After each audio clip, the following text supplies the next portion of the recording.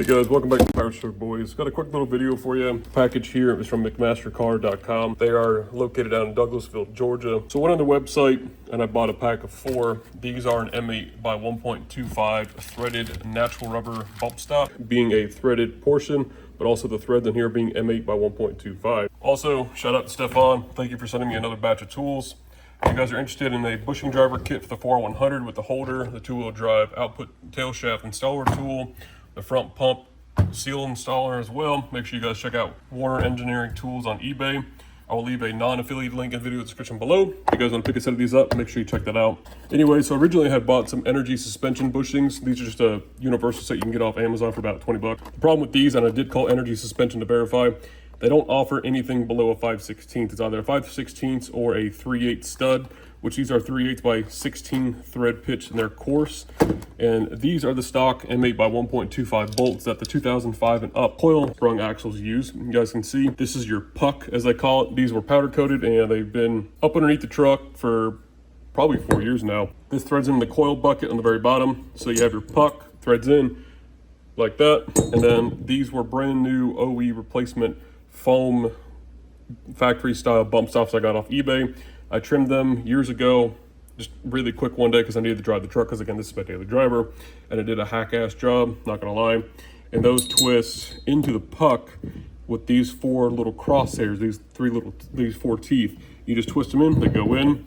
Now, they work great, but I've been having a lot of issues, especially the last year, and I've been meaning to take care of this, just haven't had time. And I've been looking for a solution, and I totally forgot about McMastercar.com existed until a couple of days ago. And so if you guys are lowered like me, obviously people that are lower, even two-wheel drive guys, you guys could probably, if the axle's not in the way, you could drill a M8 by 1.25 bolts out to some 3/8 by 16, heavy duty guys like this, or go on McMastercar, and these were about $3.50 a piece. They were $25 shipped to my house for free. But even with the factory puck and the bump stop trimmed, even though it was a hodgepodge job, I was still hitting this. It was an uncomfortable ride. So I need a little bit more up travel or droop. So my truck is actually on the 2005 axle, or the 2008 axle swap, and I've got a coil and a quarter of a coil cut in the front. That makes sense. So I have one coil, then I cut a quarter of another one. I didn't go 1 1/2. I did a 1 1/4. Usually people go 1 1/2 and they sit on the bump stops, but I needed some down travel and I needed some up travel. So keep that in mind. Every setup's different. You guys could remedy this problem by going into a set of airbags, but I don't have that type of money. If you want to sponsor it, let me know. So the next best thing to get more up travel, not down travel, is more up travel, because we're having compression when the axle comes back up, is I needed a little bit more height here, okay? So this puck depth-wise is about 5/8 of an inch, if I remember correctly. And then you have the bump stop here, which I did take a measurement from the top of the axle where it sits flat on the bump stop to the bottom of the coil bucket. I have exactly 3 inches of travel, which is not a lot. Obviously, factory ride height trucks, they never touch this. So I'm going to try to remedy the problem by installing these aftermarket bump stops. Again, I don't know if they'll work, but I figure I'd make a video. If it doesn't work, well, I'll never post this, but here's a thread pitch chart. You guys can see coming down to M8 by 1.25. So you guys can see there, M8 by 1.25. These are the stock bolts. All the way to your truck is on these little M8 bolts. Pretty crazy, right? Go ahead and thread these in, and look at that. So again, these are made of natural rubber, which is very good.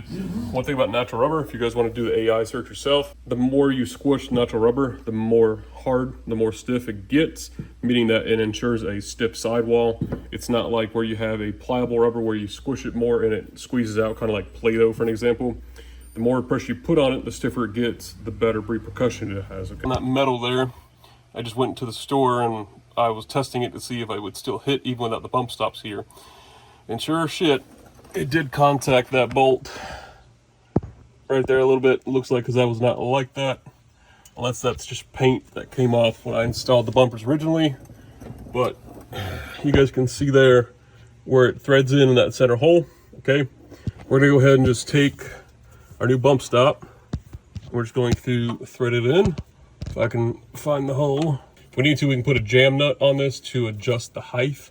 So that's probably what I'm going to do, but I'll go ahead and thread it in all the way just to see how much it sticks down.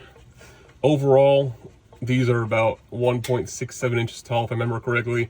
The thread size is 23 millimeters long, and then the actual rubber itself is 20 millimeters tall. So All right, so there you can see our new bump stop. Okay, sticks down pretty well. And it just threads in. And if you guys need to, you guys can also back the threads out or just loosen it and put a jam nut against the bottom of the coil bucket there. And you guys can have an adjustable ride height where you want the bump stop to prematurely hit. Pat, to the top of the bump stop mount on the axle, to the bottom of the coil bucket, looks like we have about 3 inches, maybe about 3 1/8, give or take. So there's a good example for you. All right, you guys, after going through my moon pie of stainless steel bolts and hardware, I found these hex nuts. Originally, like I told you a couple clips ago, I was going to use those as a limiting strap, or basically a height limiter or adjustment. Problem is, you have to take 2 jam nuts, jam it against each other to stop the height, but at that point, it basically takes all the thread away. So we're going to externate that.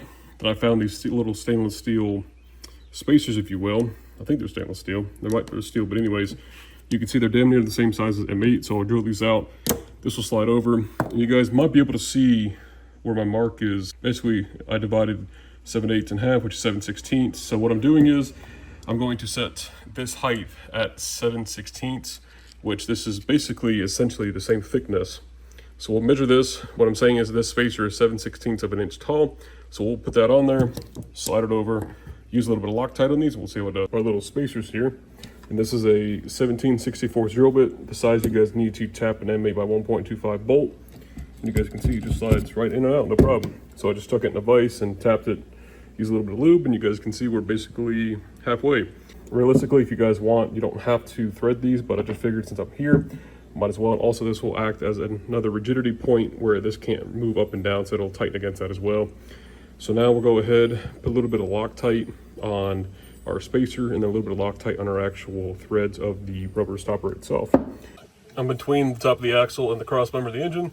So you guys can see, this is where our stock one threads through, okay? And from the top of the mount to the bottom of the isolator, we have exactly 2 1/8 of an inch. We have our spacer, put some Loctite on it, threaded the spacer on, then we have some Loctite there. So let's go ahead and swap these guys out. There's a better view for you. You guys can hopefully see the threads in there, down in that hole. So there we go. Now since we added the spacer, this should stop the shocks from bottoming out, if that was the issue, or the axle from hitting here. But due to this little shiny spot here on the bolt, which was not there earlier, I believe it made contact here. You guys can see I've just got it caught into a vise here, just using the tap, spin it a little bit, back it off. We'll keep doing this until we fully thread it. All cleaned up. All right, you guys, I can't really get up in here to show you, but our other threaded hole is there. So we're just going to become Chinaman. You Chinaman named Austin. There, it's about the best view I can probably get you there. Okay, so we'll go take it for a ride. You guys, we're just gonna wrap up this quick little video. Again, nothing special, but not much has been going on at the Powerstroke Boys headquarters. Looking for some custom 4-100 bushing driver tools on a budget. I'll leave a non-affiliated link in the video description below. Took it into town, filled my truck up, did some live tuning with Bill Corin's Minotaur software from PowerHungerPerformance.com. If you guys are interested in me making a series on how to tune your 7.3 Powerstroke, let me know down in the comment section below. Shoot me a DM on Instagram. I've been thinking about doing that a lot in the background. So if I get enough likes and comments, I definitely will start making small tutorials on how to tune your own 7.3. You guys can become the next best thing. There's plenty of work to go around, plenty of trucks that need to be tuned. So as always, guys, thank you for watching. Remember to leave a like, comment, subscribe, click the notification bell. We'll see you guys in the next video.